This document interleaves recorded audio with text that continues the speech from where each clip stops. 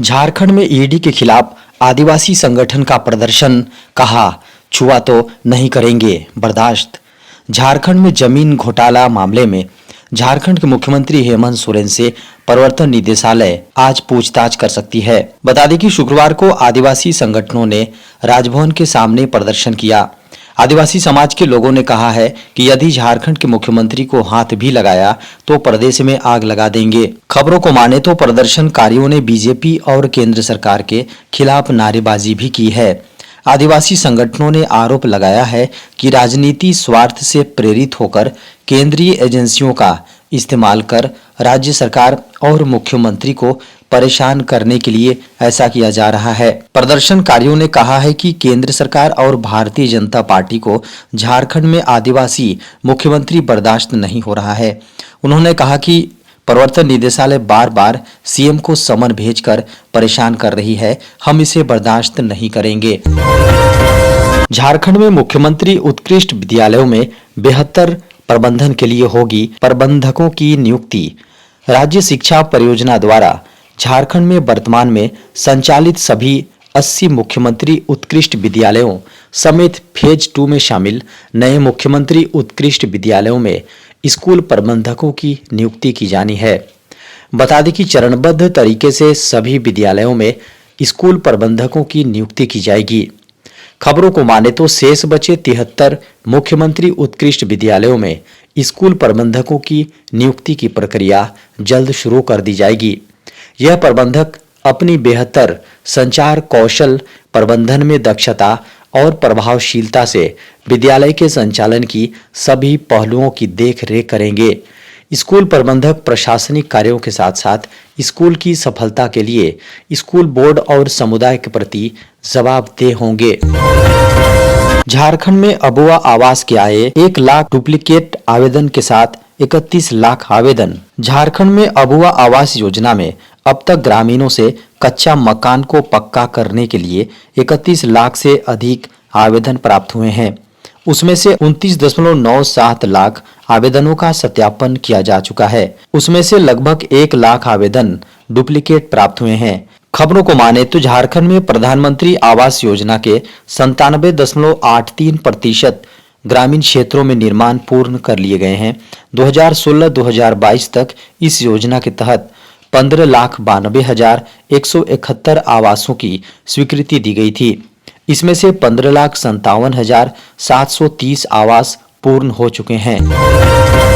झारखंड में 12,000 की स्कॉलरशिप को लेकर 11 फरवरी को हो एग्जाम। झारखंड एनएमएमएस की परीक्षा 17 दिसंबर को निर्धारित की गई, जिसकी तारीख को बढ़ाकर 11 फरवरी कर दिया गया है। बता दें कि जैक यानी झारखंड एकेडमिक काउंसिल ने national means cum merit scholarship यानी एनएमएमएस 2023 एग्जाम की तिथि को बदल दिया है। अब इस नई तारीख पर एग्जाम का आयोजन होगा। झारखंड के जिन छात्रों ने इस एग्जाम के लिए अप्लाई किया है वे इस तारीख को नोटिस कर सकते हैं। बता दें कि कक्षा 8वीं में पढ़ने वाले स्टूडेंट एनएमएमएस झारखंड एनएमएमएस परीक्षा 2023-24 के लिए पात्र हैं। झारखंड एनएमएमएस 2023 एडमिट कार्ड 4 फरवरी 2024 को जारी किया जाएगा। उम्मीदवार झारखंड एनएमएमएस 2023 प्रवेश पत्र आधिकारिक वेबसाइट jack.jharkhand.gov.in से डाउनलोड कर सकेंगे। बता दें कि झारखंड एनएमएमएस स्कॉलरशिप योजना का लक्ष्य कक्षा 9 से 12वीं तक के चयनित छात्रों को 12,000 रुपए की वित्तीय सहायता प्रदान करना है। झारखंड में ट्रांसजेंडरों के लिए जिला स्तर पर गठित होगी कमेटी। झारखंड में ट्रांसजेंडर्स के विकास के लिए बोर्ड का गठन किया जाएगा। साथ ही झारखंड के हर जिला में उपायुक्त की अध्यक्षता में कमेटी का गठन किया जाएगा। हालांकि झारखंड में ट्रांसजेंडरों को ओबीसी 2 का दर्जा दिया गया है और विभाग उनके उत्थान के लिए एक समेकित योजना तैयार कर रहा है। महिला बाल विकास एवं सामाजिक सुरक्षा विभाग के सचिव कृपानंद झा ने कहा है कि विभागीय स्तर पर सामाजिक उत्थान की दिशा में माननीय मुख्यमंत्री के दिशा निर्देश पर विभिन्न स्तर पर सामाजिक सुरक्षा के तहत कार्य किए जा रहे हैं। उन्होंने विभाग की योजनाओं की विस्तृत जानकारी देते हुए कहा कि सर्वजन पेंशन योजना के तहत झारखंड में कुल 9 योजनाएं चलाई जा रही हैं, जिनमें 3 योजनाएं केंद्र संपोषित हैं, साथ ही 6 योजनाएं राज्य सरकार द्वारा संचालित की जाती हैं। झारखंड में बड़ा ट्रेन हादसा, चपेट में आने से 4 लोगों की दर्दनाक मौत। झारखंड के सरायकेला खरसावां जिले के गमरिया स्टेशन के बाहर गुरुवार की शाम एक एक्सप्रेस ट्रेन की चपेट में आने से 4 लोगों की कटकर दर्दनाक मौत हो गई। बता दें कि यह सभी जमशेदपुर के गम्हरिया में रेलवे ट्रैक को पार करने की कोशिश कर रहे थे। इसी दौरान कलिंग उत्कल एक्सप्रेस की चपेट में आ गए। खबरों को माने तो सभी पीड़ित घटना स्थल के पास एक झुग्गी बस्ती के निवासी बताए जा रहे हैं। बता दें कि घटना के बाद जिला और स्थानीय रेलवे प्रशासन के अधिकारी मौके पर पहुंच गए।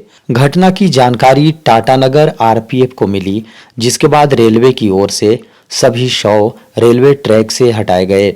मिली जानकारी के अनुसार मृतकों में 3 पुरुष और 1 महिला शामिल हैं। झारखंड शिक्षक पात्रता परीक्षा को लेकर झारखंड हाईकोर्ट ने सरकार को लगाई फटकार। जेटेट यानी झारखंड शिक्षक पात्रता परीक्षा के आयोजन को लेकर झारखंड हाईकोर्ट ने सरकार से जवाब तलब किया है। हाईकोर्ट ने सरकार को 4 सप्ताह में शपथ पत्र दाखिल कर स्पष्ट तरीके से बताने को कहा है कि परीक्षा का आयोजन कब किया जाएगा। बता दें कि याचिका में कहा गया है कि एनसीईटी की गाइडलाइन के अनुसार हर वर्ष जेटेट परीक्षा का आयोजन होना है।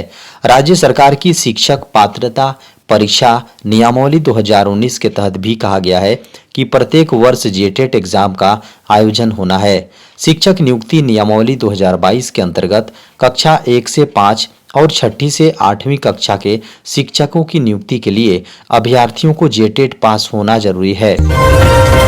झारखंड में 24-25 जनवरी को हो सकती है बारिश। बंगाल की खाड़ी में बन रहे मौसम प्रणाली के कारण पश्चिम बंगाल, ओडिशा और झारखंड के मौसम में इस तरह का बदलाव देखा जा रहा है, जिसके कारण इस क्षेत्र में बिजली गिरने के साथ गरज और बारिश की संभावना जताई गई है। साथ ही कुछ इलाकों पर ओलावृष्टि की भी संभावना है। अनुमान लगाया जा रहा है कि इन राज्यों में फिर से 24-25 जनवरी के बीच इस तरह का मौसम एक बार फिर से देखा जा सकता है। हालांकि उत्तर भारत में जारी भयंकर शीतलहर और कोहरे के बीच झारखंड के मौसम में भी बड़ा बदलाव हुआ है। पश्चिमी विक्षोभ के प्रभाव के कारण पहले यहां ठिठुरन बढ़ गई है और न्यूनतम तापमान में 4 डिग्री तक की गिरावट रिकॉर्ड की गई। कई जिलों में तापमान 5 डिग्री से भी नीचे चला गया है। सीटेट एग्जाम के लिए जारी हुआ एडमिट कार्ड। सीबीएसई यानी केंद्रीय माध्यमिक शिक्षा बोर्ड ने केंद्रीय शिक्षक पात्रता परीक्षा यानी सीटेट के लिए एडमिट कार्ड जारी कर दिया है। सीटेट एग्जाम रविवार 21 जनवरी को आयोजित की जाएंगी। ऐसे में जिन उम्मीदवारों ने सीबीएसई सीटेट एग्जाम के लिए आवेदन किया है, वे आधिकारिक वेबसाइट पर जाकर अपनी सीटेट एडमिट कार्ड 2023 डाउनलोड कर सकते हैं। एडमिट कार्ड डाउनलोड करने के लिए छात्रों को लॉगिन क्रेडेंशियल का प्रयोग करना होगा। बिना एडमिट कार्ड छात्रों को परीक्षा हॉल में प्रवेश नहीं दिया जाएगा। सीटेट एडमिट कार्ड में परीक्षार्थी अपना नाम, पिता का नाम, date of birth, roll number, signature, photo, exam का समय, एग्जाम की तिथि, एग्जाम के सेंटर आदि सभी जानकारियों को ध्यान से पढ़कर जांच लें। बता दें कि सीटेट एग्जाम 21 जनवरी को देश भर में विभिन्न परीक्षा केंद्रों पर आयोजित की जाएगी। यह परीक्षा ऑफलाइन मोड में 2 शिफ्ट में होंगी।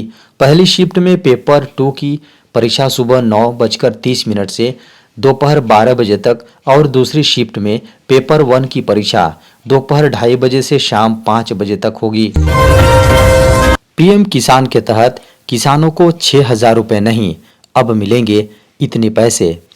भारत देश के किसानों के लिए मोदी सरकार बड़ा ऐलान कर सकती है। देश के किसान काफ़ी समय से पीएम किसान सम्मान निधि योजना के तहत मिलने वाले पैसे को बढ़ाने की डिमांड कर रहे हैं।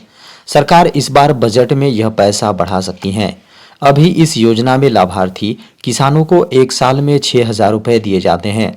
सरकार बजट में इस पैसे को 6,000 रुपए से बढ़ाकर 8,000 रुपए कर सकती है। अभी लाभार्थी किसानों को पीएम किसान सम्मान निधि योजना के तहत एक किश्त में 2,000 रुपए और सालाना 6,000 रुपए मिलते हैं। ये पैसे 3 किश्तों में किसानों के बैंक अकाउंट में ऑनलाइन ट्रांसफर की जाती है। हर किस्त में 2,000 रुपए भेजे जाते हैं। ये किस्त हर 4 महीने में दी जाती है। अभी सरकार ने हाल ही में 15 नवंबर के दिन 15वीं किस्त किसानों के बैंक अकाउंट में हस्तांतरित किए थे। पीएम किसान सम्मान निधि केंद्र सरकार की स्कीम है। इस स्कीम का ऐलान 2019 के अंतरिम बजट में हुआ था। सरकार के इस योजना की 16वीं किस्त इस साल फरवरी से मार्च के बीच जारी करने की संभावना है। इस बार उम्मीद है कि सरकार बजट में पीएम किसान का मिलने वाला पैसा बढ़ा सकता है। अभी किसानों को 3 किस्तों में 2,000 रुपए मिल रहे हैं। 16 साल से कम उम्र के बच्चों की कोचिंग बंद, आदेश नहीं मानने पर लगेगा 1 लाख रुपए का जुर्माना। शिक्षा मंत्रालय ने कोचिंग सेंटर को लेकर नया आदेश जारी किया है। कहा है कि 16 साल से कम उम्र के बच्चों की कोचिंग बंद करने का निर्णय लिया है। साथ ही उन्होंने कहा कि आदेश नहीं मानने पर 1 लाख का जुर्माना लगेगा। शिक्षा मंत्रालय द्वारा घोषित नए दिशा निर्देशों के अनुसार कोचिंग सेंटर 16 वर्ष से कम उम्र के छात्रों का नामांकन नहीं कर सकते हैं। माध्यमिक विद्यालय परीक्षा में सफलता के बाद ही प्रवेश प्रक्रिया की अनुमति दी जाएगी। साथ ही उन्होंने कोचिंग संस्थानों को भ्रामक वादे करने और रैंक या अच्छे अंक की गारंटी देने पर भी सख्त निर्देश दिया है। सरकार ने यह फैसला तब लिया है जब छात्रों की ओर से उन्हें काफी शिकायत मिली थी। छात्रों की खुदकुशी, आग की घटनाओं, कोचिंग घटनाओं में सुविधाओं की कमी के मामले को देखते हुए सरकार ने सख्त कदम उठाया है।